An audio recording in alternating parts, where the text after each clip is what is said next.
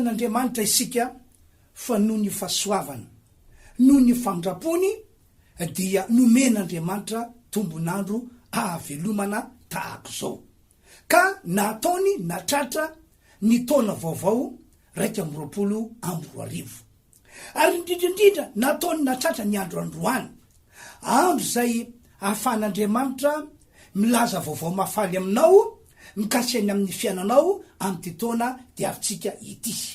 Ka hoy aho hoe miarahaba anareo ny tenako tompoko, miarahaba anareo zahay fiangonana Refy Androdrakely.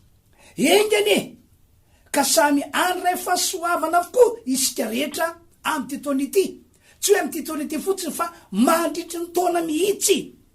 Ary ireo fanirinao zay tsy tanteraka taminao tamin'ny taona lasa, na tany amin'ny 2 taona na tany amin'ny 3 taona, tsofoky rano mba ho tanteraka daholo izany rehetrarehetra zany amin'ny taona 2020 ity.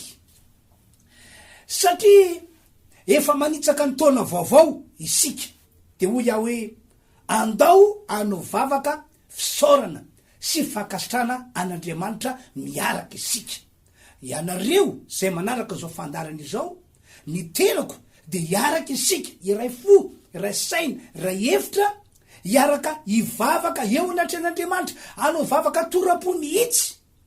Ary iarahantsika mitondra amin'Andriamanitra ty taona ity, mba tena hoe iavaka, tsy tovy amin'ny taona rehetra, fa mandritry ty taona ity de mba hoe ho fahasoavana foana ny fiainatsika tsy raray avy, ny fiainanareo zay mandre sy manaraka an'izao fandarana izao.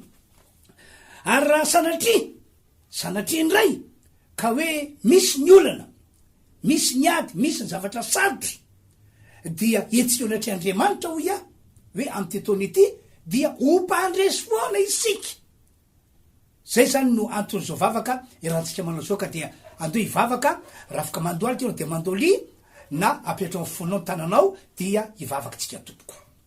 Rainay malalo, rainay masina, rainay zay ny an-danitra, misaotra anao zahay ary misaotra amin'ny anaran'i Jesosy fa nomena tombonandro avelomana ka natratra ny taona 2020 ary mbola nataonao natratra ny andro androany, zay andro afahanay mandre ny afatra avy aminao, afatra zay mahasoanay mandritry ty taona 2020 ity.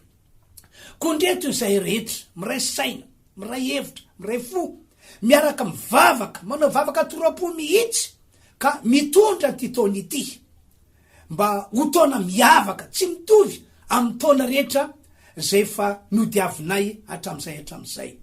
Fa mba amin'ny ty taona ity Andriamanitra ny rinay aretinay onatreanao, de mba ho fahasoavana foana ny fiainanay. Ary raha sanatria ka misy ny olana, misy ny adiny, misy zavatra sarotra, dia ianao Andriamanitra no mame antoka anay fa ho avoaka no mpandresy izay, mametraka finoana ao anatinay fa ho avoaka no mpandresy izay. Ry Andriamanitra, misaotra fa miainao nay an-danitra ianao, ary tanteranao ny fanirena sy fangatanay amin'ty androany ity. Omenanao dera sy mihaja ary ny voninahitra, anio ampitso ary mandrakizay, amin'ny anaran'i Jesosy no anaovana vavaka. Misaotra ray malalo, misaotra ray malalo, ary tsofoko rano ny rehetra ny tokantrano any, mba ho fahasoavana mandavataona tokoa ane ny fiainany amin'izao taona 2020 izao. Amin'ny anaran'i Jesosy misaotra tompo, amen. Ny voninahitra moa de ho an'Andriamanitra irery any. Ny afatra entina ho atsika androany amin'izao taona vaovao zao de ity: miaino ny vavaka ataontsika ny tompo Andriamanitra tsy tovo, ary mamaly an'izany vavaka zany amin'ny fomba magaga sy amin'ny fotoana mety. Eka ho afinoana zany teny ambarako aminareo zany, ary raiso ho sloganao mihitsy amin'ty taona diavintsika ity. Omatsy ny voalazan'Andriamanitra raha nampitondra afatra any Jeremia mpaminany izy. Ao amin'ny Jeremia 3:7 arao i voasoratra io. Ony voasoratra: antsoy ao de ho valika anao. Mila miantso an'Andriamanitra zany isika, zay ny tian'Andriamanitra mpitany amintsika androany. Fa miaino atsika izy antsoa de valiko ianao ka ampisehoko zavatra lehibe, ampisehoko zavatra saropatarina, ampisehoko zavatra tsy takatra saina maneritreritr ao fa aiko atao zany hoy ny tompandriamanitra. Vakio tsara isoratra io.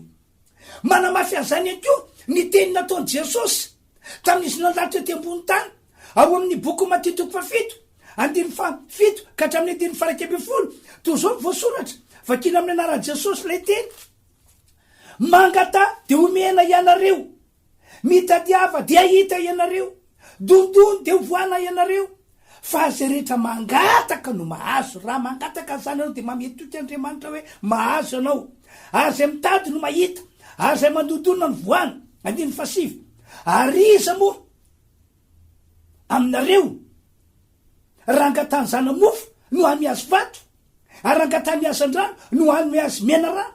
Ko raha ianareo na dia ratsy azy malala nome zavatsoa zanakareo, tsy mainka va ny rainareo zay any an-danitra no hanome zavatsoa ho an'izay mangataka aminy. Mazava de mazava daholo zany teny soratra masa zany, na le faminaniana na mpitondrain'Andriamanitra ny Jeremia mpaminany, na le teny nataony Jesosy mivantana tamin'ireo mpianatra ary nosoratana ao anaty baiboly ity mba ho teny ho atsika taranaka mandraka kehitriny. Eno tsara am'izay asa ty teny ataoko aminareo ity. Hafa mihitsy ry havana malala lay Andriamanitra zay ivavahantsika sy lay Andriamanitra zay tompontsika kristianina. Hafa mihitsy izy satria tsy amelantsika vahoakany, tsy amelantsika olony iady rery zany izy raha sanatrika tojo olana, tojo ady na tojo zavatra sarotra isika. Tsy mamelantsika ho resanady zany mihitsy io Andriamanitra io. Tsy haiko moa zay fomba tena andreseko lahatra anao fa tena marina be zany teny ambarako aminareo zany. Ain'Andriamanitra atao ny mamonjy antsika ary manana fomba entina amonjena antsika amin'ny karazany mihitsy io Andriamanitra io. Manamarina izany ny tantaran'ny zanak'Israely sy ny fomba nentina namonjena azy ireo raha tafalatsaka teo anelanelan'ny ranomasina mena sy ny miaramilan'ny Egyptianina ny zanak'Israely tamin'izany fotoana zany. Ahoana ho tompandriamanitra raha namonjy ny zanak'Israely izy? Andao de vakitsika ny voalaza ato amin'ny Exode 4:20 hoe efa vakiko taminareo matetika izy ty, ary matoa mbola sain'Andriamanitra averina vakina le izy de inoko fa misy zavatra tian'Andriamanitra ampitaina aminao mihitsy ry havana malala. Toy zao voalaza Exodosy 4:20 ka hatramin'ny 9:20. Arao tsara nge. Aro Jehova tamin'ny Mosesy io voasoratra io: nahoana no mitariraina amiko ianao, lazao amin'ny zanak'Israely mba androso. Ary ingao ny tenao de injiro ambony ranomasina ny tananao ka sarao ny rano de andeha amaky eo voan'ny ranomasina mandia ny tany maina ny zanak'Israely. Ary ino zao anamafy ny fon'ny Egyptianina ka hiditra nentsika azy izy de ankalazainao noho ny ataoko amin'ny Farao sy amin'ny miaramilany rehetra mba nikalesiny sy mpiteny tsovaliny. De ho fantatry ny Egyptianina 20 de ho fantatry ny Egyptianina fa izao no Jehova rehefa ankalazainao noho ny ataoko amin'ny Farao sy kalesiny sy mpitaingy tsovaliny. Mazava be nga mazany voasoratra zany a. Tojo olana tsy mietreretina, tojo ady tsy mietreretina, tojo zavatra sarotra tsy napozina zanak'Israely.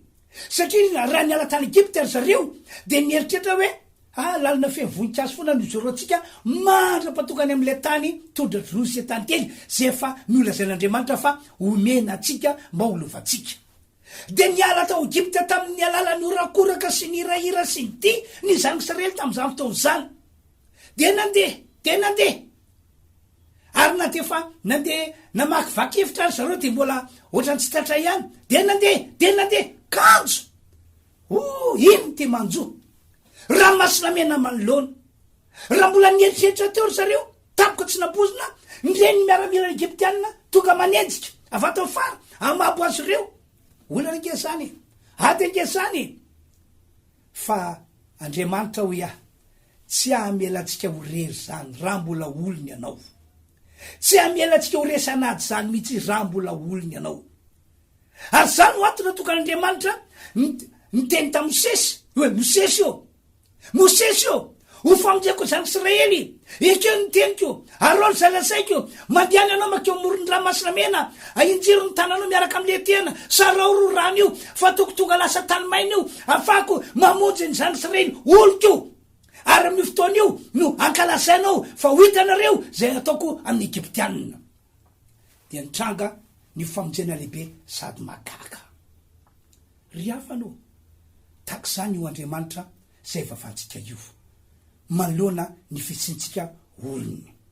Tiako ambara aminareo zany amin'ny alala zay tantara zay de izao manana finoana sy fatikina an'Andriamanitra fa tahaka ny namonjen'Andriamanitra ny zanak'Israely zay tojo olana tojo ady tojo zavatra sarotra tamin'izany fotoana zany no amonjen'Andriamanitra antsika amin'ny taona 120 ity. Rasanatria ka hoy aho hoe tojo olana ianao na tojo zavatra sarotra na tojo ady mangotrakotraka.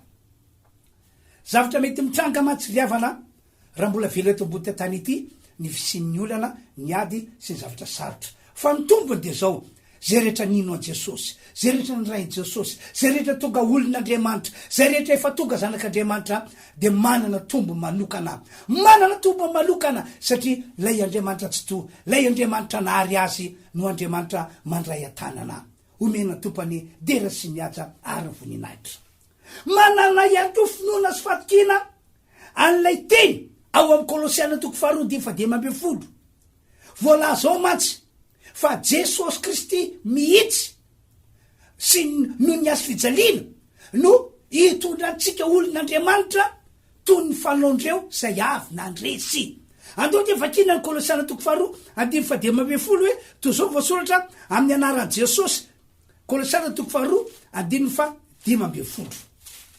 vakina amin'ny anaran'i Jesosy le teny. Ary nesorony Jesosy tsy hoe ho amin'ny tenany devoly ny fanapahana sy fahefana ary no ny azo fijaliana de nasehony Jesosy miariary ny fitondrany ireo toy ny fanao zay avy nandresy. Zay mihitsy ny marina no Jesosy ny azo fijaliana de zay rehetra manana Jesosy de Jesosy mihitsy mitondra an'le olona toy ny fanao zay avy nandresy. Zany rehetra hitra zany ry havana no homanin'Andriamanitra ho atsika amin'ny tetona 120 ity. Fa mihitsy ihany koa lay Andriamanitra ivavantsika sy lay Andriamanitra tompontsika kristianina. Fa mihitsy izy satria lay vavaka na lay fangatahana rehetra zay efa nataontsika tamin'Andriamanitra na oviana no nanaovana an'ilay vavaka sy lay fangatahana dia azo n'Andriamanitra tanterana daholo reny amin'ny fotoana mety ary tsy misy tsy ho tanteraka na ady anankiray azy. Tsy mandainga amin'ny olona zany rehefa malala ny tomp'Andriamanitra.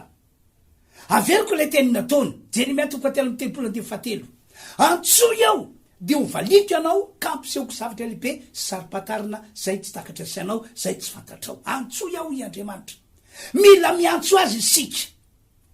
De averiko ihany koa le teny nataony Jesosy Matthieu 7:7 ka hatramin'ny 1:10 mangatady omeny, dondony de voana, mitadiava de mahita, fa zay rehetra mangataka no mahazo, zay rehetra mitady no mahita, zay mandondona ny voana. De nanao fanoarana izy aminareo moa na dia ray azy, ray mpianakaviana ratsy ianareo kanefa rehefa toka ny zanakareo agataka mofo aminareo sanatria ame vato azy, nagataka trondro aminareo sanatria ka memaika azy, ianareo na dia ratsy azy ho Jesosy malala manome zava-tsoa ho any zanakareo, tsy mainka ava fandrainareo zay eny an-danitra anome zava-tsoa ho azy mangataka amin'izy antitona 120 ity.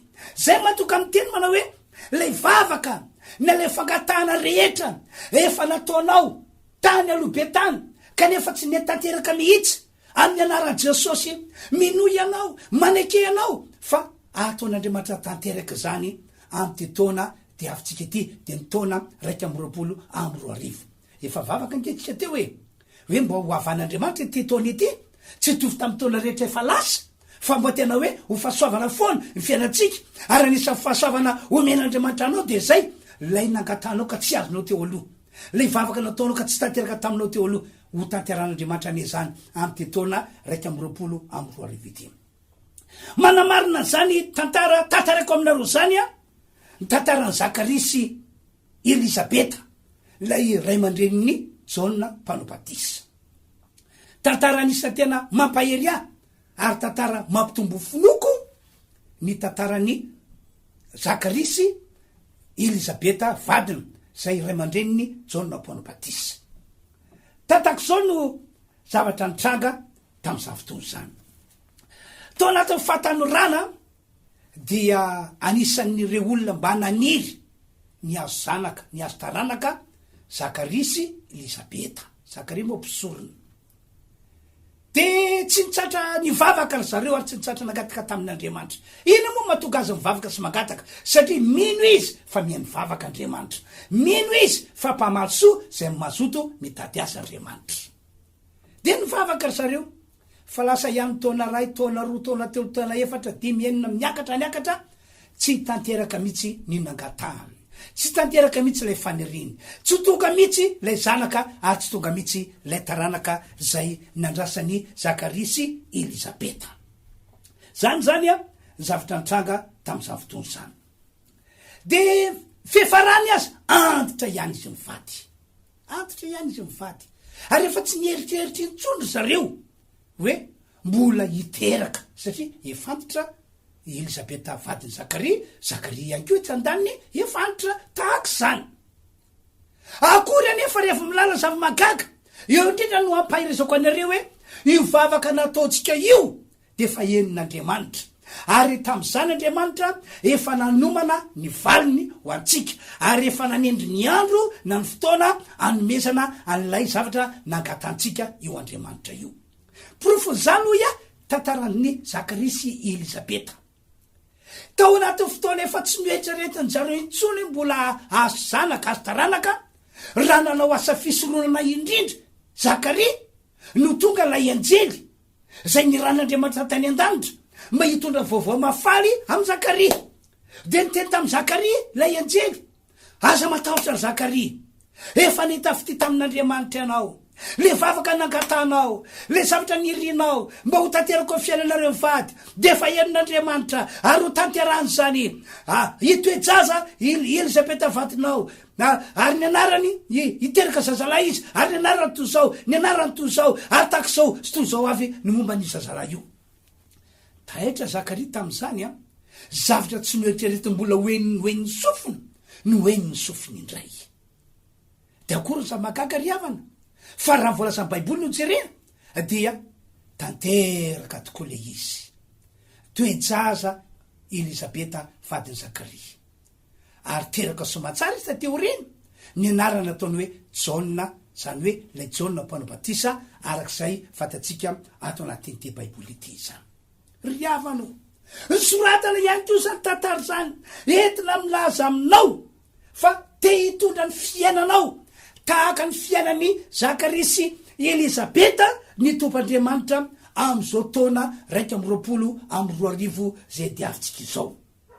Reo zavatra nanaovanao vavaka teo aloha, reo zavatra nangataonao tamin'Andriamanitra tao anatin'ny taona maro, kanefa tsy nety tanteraka mihitsy amin'ny anaran'i Jesosy, mijoro reto anatrenareo ao amin'ny mampanompon'Andriamanitra, tsofoko rano ho tonga sy ho tanteraka ary ho voaraina daholo zany rehetrarehetra zany. Engany ka surprise aminao tokoa le izy manomboka am'ty androany ity. Averiko nefa zay nataon'Andriamanitra tamin'ny Zakaria sy Elisabeta ho ataon'Andriamanitra aminao ane zany am'izao taona diavintsika izao. Ary androany de mitaonanao ny ino amin'ny fo rehetra, fa izao no fotoanan'Andriamanitra natao ho anao, natao ho anareo ny anakavy. Rasy ihany koa hoe am'izao taona 2022 zao no taona anehoan'Andriamanitra voninahiny aminareo. Manana fotoana daholo matsy zavatra rehetra, manana fotoanany Andriamanitra. Ohatra ray ty ilazako hoe manana fotoana tokoa Andriamanitra. Amataonany no nataon'ny Egyptianina andevo ny zanak'Israely. andevy nandritry ny efa-jato taona mahery ry zareo, zay ny volazan'ny baiboly. Tao anatin'izany fanadevozana niatra tamin'izany nefa de tsy nitsahatra nitady fanafahana ny zanak'Israely, tsy nitsahatra ny vavaka tamin'Andriamanitra ihany ko hoe vonjeo re, vonjeo re, vonjeo re, vonjeo re, vonjeo re, raha mbola olonao zahay, vonjeo re, raha mbola olonao zahay, vonjeo re. Fa saingy tsy nety tonga mihitsy le famonjena, tsy nety tonga mihitsy le fanafahana, tsy nety tanteraka mihitsy le zavatra miriny. Ndray andro anefa everiko zay mihitsy le fotoana n'Andriamanitra natao amonjena ny zanak'Israely ho afaka eo ambany fanapahan'ny Egyptianina. Entre parenthèse, ry havanao, io vavaka ataonao io fitariana ataonao io efa henon'Andriamanitra nge io e. Ary raha ohatra ka tsy namonjy anao Andriamanitra na tsy nanafaka anao na tsy nitanao tamin'ny fotoana nanaovanao le vavaka sy mifankatana, dia tsy midika koa zany fa tsy niaino Andriamanitra, tsy midika koa zany fa tsy namaly vavaka Andriamanitra, fa manana fotoana izy. Ary zay no ato matoka mampahery hoe raiso hoe zao taona diavintsika zao no fotoanan'Andriamanitra voatokany ho anao, voatokany ho antsika. Ianoka ny tena nataon'Andriamanitra tamin'ny zanak'Israely rehefa tena toka le fotoana natokan'Andriamanitra amalina vavaka azy ireo ka amonjena azy ireo sy anafana azy ireo ary hitondrana azy ireo ho any am'le tany tondradrono sy tantely. Eno tsara ke Exodosy 7:17. Ary o Jehova, efa hitako tokoa ny fahorian'oloko zay ny Egypta, ary efa reko fitaraina noho ny atao mpampiasa azy. Eny fantatro ny alahelony, de efa nidinao zao amonjy azy amin'ny tanany Egyptianina, ka hitondra azy hiakatra hiala am'izany tany zany ho any am'izay tany sosy malalaka, de any am'izay tany tondradrono sy tantely, any amin'ny tany Kananita sy ny Hitita sy ny Amorita sy ny Perizita sy ny Vita ary ny Jebosita. Ary ankehitriny indro ny fitarainany zanak'Israely efa mbi aty ianiko, sady efa hitako koa ny fahoriana zay nampahoriana Egyptianina azy. Koa ave ankehitriny ianao irako any amin'ny Farao hitondrona zanak'Israely oloko hivoaka avy any Egypta. Tahorina zay teny nataon'Andriamanitra zay, inona tokoa ny tranga? Votsitra teo an-tany Egyptianina ny zanak'Israely, votsitra no nierin'Andriamanitra magaka nanafaka azy ireo satria tonga ny fotoana engane ka ho votsitra am'ty taona ity daholo reo zavatsoa zay nirinao mba ho tanteraka taminao tam'y taona lasa sy taona nifandimby hatram'izay. Ka hiavaka tokoa ty taona 2020 ity ho anao manokana, ho any ankonanao, ho antsika rehetra manaraka zao fandarana izao. Ny tiako mara zany de zao hoe tsy maintsy omen'Andriamanitra anao foana ny valim-bavaka zay efa nanaovana fakatana tamin'Andriamanitra. Mazava nge tantarany zanak'Israely teo e, sy ny tantarany Zakaria manokany afaka hitondrany fiainanao tahaka zany ny tompoandriamanitra ry havana, ary ho fahasoavana beny ny fiainanao am'ty taona diavintsika ity. Ny angatananao fotsiny manomboka am'izao fiandohan'ny taona izao de itsy ty ataovany regla tsara ny fiainanao rehetra. Ekeo fa Jesosy no mpamonjy anao, ekeo fa Jesosy no tomponao, ary ho metoerana ao anatinao izy. Saika isan'andro dia amafiso izay. Mialamy ratsy rehetra, mialamy reo fahotanana zatranao hatram'izay. Aoka ho avalinao tanteraka niaraka tamin'ny taona lasa iny ny ratsy rehetra ny fahotana. Tsy misy masoa atsika zanak'olombelona ny ratsy ny fahotana ny ainana hatram'izay. Manana tanjona ny ho lasa olom-baovao ianao, arak'izay takiny baiboly mba ho hita eo amin'ny fiainan'ny olona nino an Jesosy sy zay fa nandray an Jesosy. Tapao am'izay ito ny hevitrao fa anompan'Andriamanitra am'izay ianao. Tsy sarotsary mpivavana intsony nataonao na sarotsarina fampona, na hoe fombafomba mpivavana no mbola iainanao am'ty taona ity, fa ataovy tena hoe olona manompo an'Andriamanitra amin'ny fonao rehetra anao manompoka an'io. Ary manokana ihany koa fotoana manao vavaka mandoalika mihitsy, saika isan'andro de manaova vavaka mandoalika ianao ao atokantranonao ao amin'ny efitranonao manginginao. Raha afaka irasaina moa nareo mivady na ianareo menakavy hoe hiaraka hivavaka isika de tena ataovy. Fa Andriamanitra dia iain'ny vavaka ataotsika, amaly vavaka ataotsika, ary Andriamanitra atateraka ny fangatantsika. Ary raha ohatra ka sitrakareo dia manasanareo atompoko tongava mamonjy ny fotoam-pivavahana zay ataon'ny fiangonana Rifiandrodrakely. Tsy sanatria ka mizaozao zahay na mihevitra ny fiangonana misy anay ho fiangonana tsara indrindra, mendrika indrindra, tsy atompoko, fa maro ny fiangonana tsara, maro ny fiangonana mendrika, fa de hoe ny tenako moa no mitoron'ny tenin'Andriamanitra aminareo androany. De zay mahatonga manasanareo hoe tongava raha sitrakareo fa asoanareo zany, atsaranareo zany. Efa hitako niasa teo amiko Andriamanitra, ary inoko fa hiasa am'ireo olona zay manaraka fampianarana ataoko Andriamanitra, hiasa am'ireo olona zay mino ny afatra entiko Andriamanitra, ka dia tsofoko rano mba tsy voasakatsakany ianareo tongava tompoko. Io voasoratra io moa ny fandaram-potoana fa miditra indimy zahay mandritry ny alahady ray manontolo, io amin'ny 9 ora, amin'ny 8 ora, amin'ny 10 ora, amin'ny 12 ora, ary amin'ny 2 ora. Ka zay hitanao fa mety aminao dia tongava ndraika am'ireo. Ivavaka indray zany isika am'izao famaranana izao. Ivavako anareo zay marary ao, ivavako anareo zay ohatrany hoe tadokivikivy ao, ary ivavako anareo mba atsapanareo hoe fahasoavana amin'ny karazany tokoa no ho ataon'Andriamanitra amintsika amin'ny tetony ity. Ary anisan'ny fahasoavana dia hoe reo zavatra efa tsy nantenainao intsony tany aloha tany dia ho tanteraka aminao amin'ny tetony ity. Apetra amin'ny fonao tananao, raha mety ihany koa afaka mandoalika anao, dia andao mbola hivavakatsika tompoko. Rainay malala, rainay masina, rainay zay ny an-danitra, ianao no lay Andriamanitra tsy to, Andriamanitra tompon'izao rehetra izao. Misaotra anao zahay fa miasa anao malaka ankehitriny ary tsy misy masakana sady tsy misy matohitra.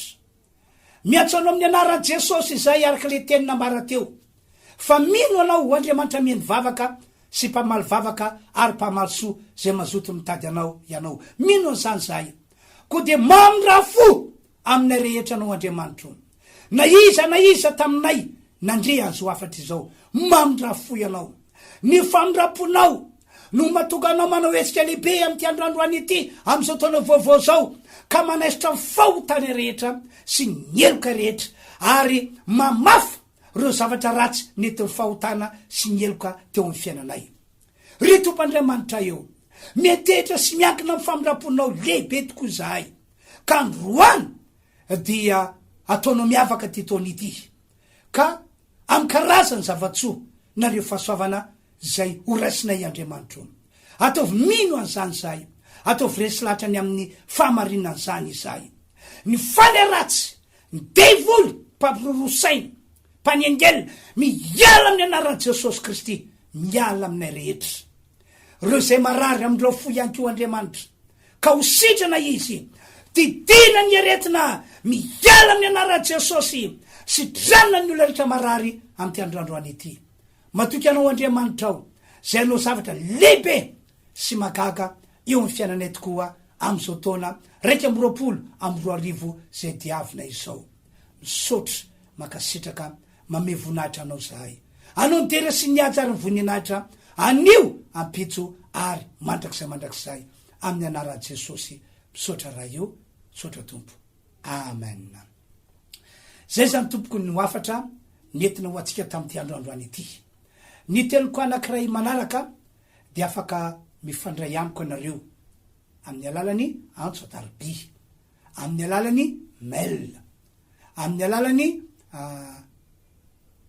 ino ty page Facebook zany. Afaka fandray amiko anareo fa voninao amety horevitra anareo sy ivavako anareo, satria ny riko zao afatra netiko androany zao dia ho amarin'Andriamanitra tokoa eo amin'ny fiainanareo amin'ny taona 2020 ity.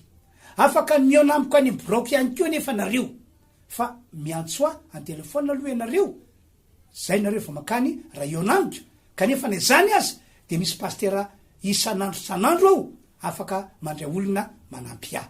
Zay zany tompoka dia mirary ianareo samy andray fahasoavana lehibe tokoa amin'ny taona dia avitsika ity. Mirary ianareo mba samy atsapa fiainana mamy sy tsara indrindra miaraka am' Jesosy. Mandra-peona tompoko amin'ny manaraka indray.